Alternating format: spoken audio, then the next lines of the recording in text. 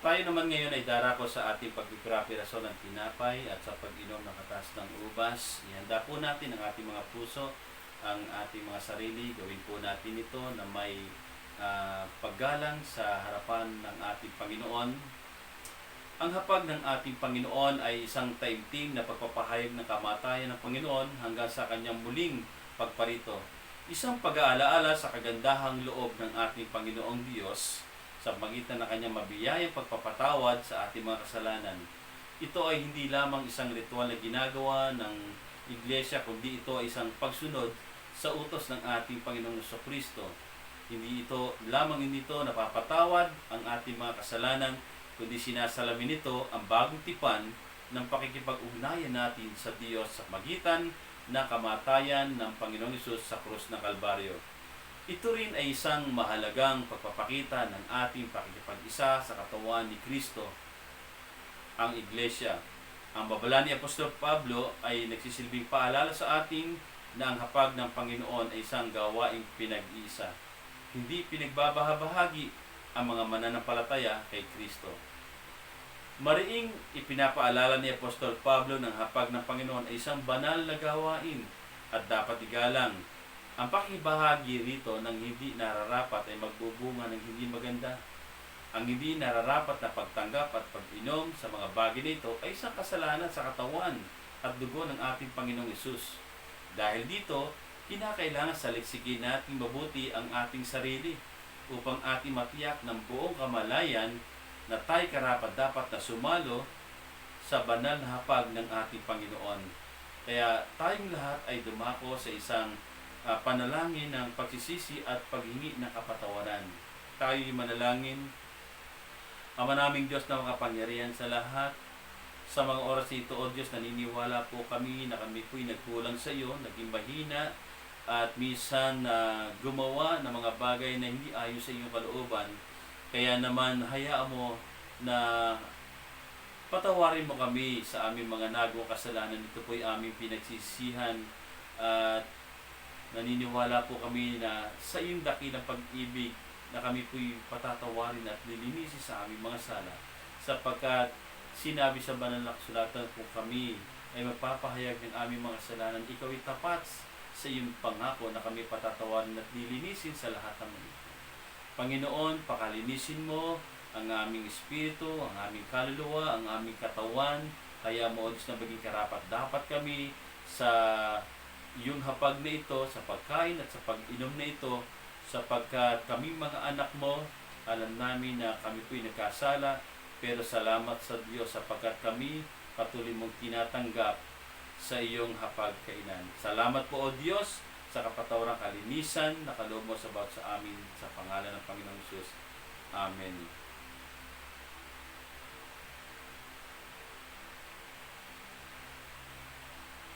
Ang tinapay nito ay simbolo ng katawan ng Panginoong Jesucristo na kung saan ay inialay sa bawat sa atin. Ang tinapay na ito ay inialay sa atin sapagkat nais niyang ipahayag ang kanyang dakilang pag-ibig sa bawat isa sa atin. Ang tinapay nito na simbolo ng kanyang katawan na kung saan ang kanyang katawan ay binugbog, pinahirapan, nilait, sinugatan, ipinako, sinibat, halos magkadurog-durog ang kanyang katawan. Tinanggap niya ang lahat ng ito sapagkat nais niyang ialay ang kanyang katawan sa atin. Ang sabi sa banal na kasulatan, ako ang tinapay ng buhay, kumain ng mana ang inyong mga ninuno, nang sila'y nasa ilang, ngunit sila'y namatay. Narito ang tinapay na bumaba mula sa langit, upang sino man kumain nito ay hindi na mamatay. Ako nga tinapay na nagbibigay buhay na bumaba mula sa langit. Mabubuhay magpakailanman ang sino mang kumain na tinapay na ito. At ang tinapay na ibibigay ko upang mabuhay ang sanlibutan ay ang aking laman. Tayong lahat ay manalangin. Panginoon naming Diyos, lubos ang aming pasasalamat sa iyong dakilang pagmamahal sa amin. Bagamat kami po ay hindi karapat-dapat sa iyo, minarapat mo pa rin kami maging mga anak mo sa pagitan ng pagkamatay ng Panginoong Hesus sa krus ng Kalbaryo para sa ikapagpapatawad ng aming mga kasalanan. Dalangin po namin na sa aming pagtanggap ng katawan ni Hesus ay patuloy niyong pag-alagin ang aming mga puso. sa pagsamba sa iyo. Pagpalain mo po ang tinapay nito upang ito'y maging pagpapala sa amin sa pangalan ng Panginoong Hesus. Amen. At ito ang katuroang tinanggap ko sa Panginoon at ibinibigay ko naman sa inyo. Noong gabing siya ipagkanulo, ang Panginoong Hesus ay dumampot ng tinapay, nagpasalamat at pinagpira-pira sa iyon at sinabi, ito ang aking katawan na inihahandog para sa inyo. Gawin ninyo ito bilang pag-aala-ala sa akin. Tanggapin po nating lahat ang tinapay na simbolo ng katawan ng Panginoon.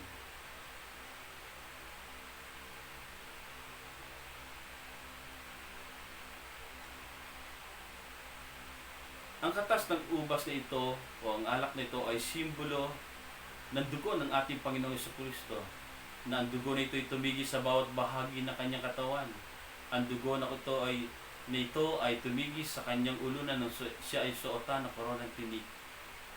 At ang dugo na tumigil sa kanyang ulo ang nagpalaya sa atin sa lahat ng sumpa na kahirapan sa ating buhay.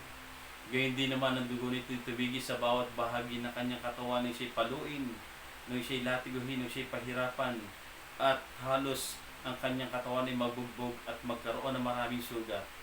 Ang dugo na tumigil sa bawat bahagi ng kanyang katawan ay upang palayan tayo sa lahat ng sumpa ng karamdaman.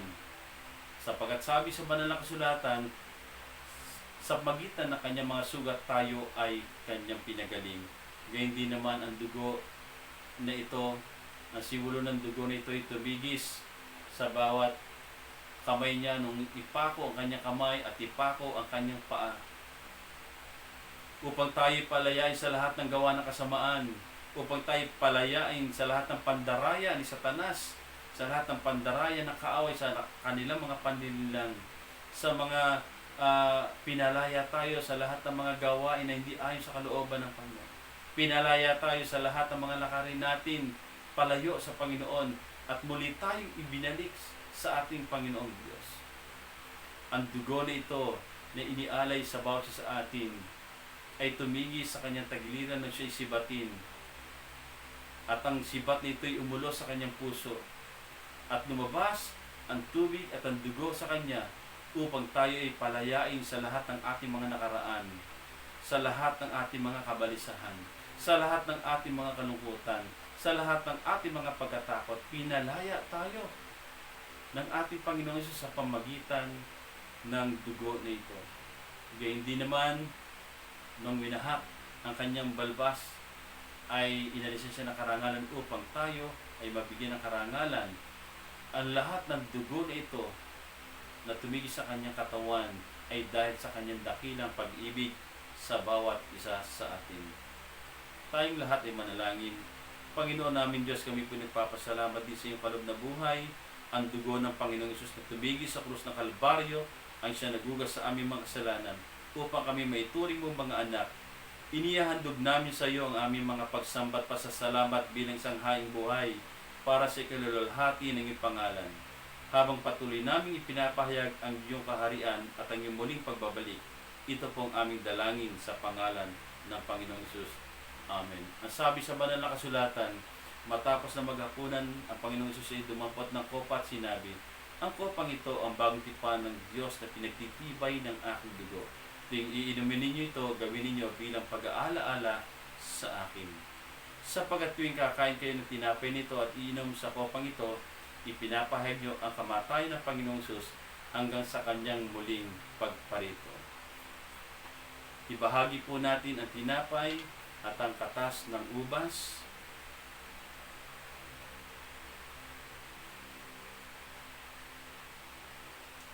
Wala ba tayong music dyan? Ito ang tinapay ng buhay. Salamat po Panginoon. Napakabuti mo o Diyos. Habang ibinabahagi po ang tinapay at ang katas ng ubas nito'y maalala namin na mayroong isang Diyos na buhay na nagpala sa bawat isa sa amin. Salamat sa kanyang pagliligtas.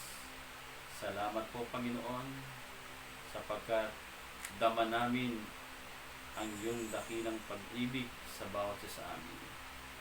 Salamat po Panginoon sapagkat lagi kang nariyan para sa amin. Salamat po o Diyos sapagkat Ipinakita mo lamang na ikaw ay mabuting Diyos para sa amin. Ipinakita mo kung gaano ka kabuti, kung gaano ka magmahal, kung gaano ka kabait sa amin, kung paano mo kami pinagpapala. Salamat po. Salamat po, Diyos. Napakabuti mo po, Panginoon. Salamat sa iyong dakilang pag-ibig sa bawat sa amin. Thank you, Lord Jesus. Thank you, God. Thank you, Holy Spirit. Hallelujah. Salamat po, Panginoon. Yes, O Lord God. Thank you, Lord Jesus. Salamat po, Panginoon.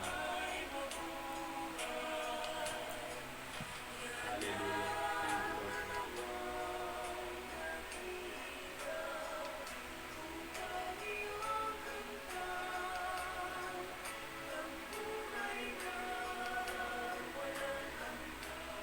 Yes, Lord God. Tayong lahat ay manalangin habang hawak natin ang tinapay at ang katas ng ubas. Ama naming Diyos na makapangyarihan, maraming pong salamat sa ginawa sa amin. Inaalala po namin ang iyong napakagandang ginawa sa buhay namin. Inaalala po namin kung paano ikaw ay nag-alay ng buhay para sa amin. Salamat sa pagliligtas mo sa amin. Salamat sa iyong banal na dugo na nabuhos para sa amin. Salamat sa iyong katawan na alay sa amin at tinapay ng buhay. Salamat po, Panginoon, sa iyong kabutihan para sa amin. Dalangin po namin na pagpalain mo ang tinapay na ito at ang katas ng ubas na ito. Kaya mo, Diyos, na ito'y magsilbing kapangyarihan sa bawat sa amin. Salamat sapagkat sa pag-alaala namin ito, naranasan namin ang iyong dakilang pag-ibig at yung pagliligtas sa bawat sa amin. Kung aming dalangin sa pangalan ng Panginoong Hesus.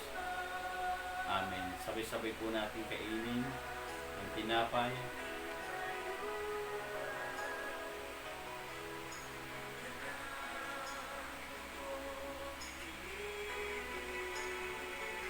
Sabay-sabay natin kung bigay ang katas ng ubas.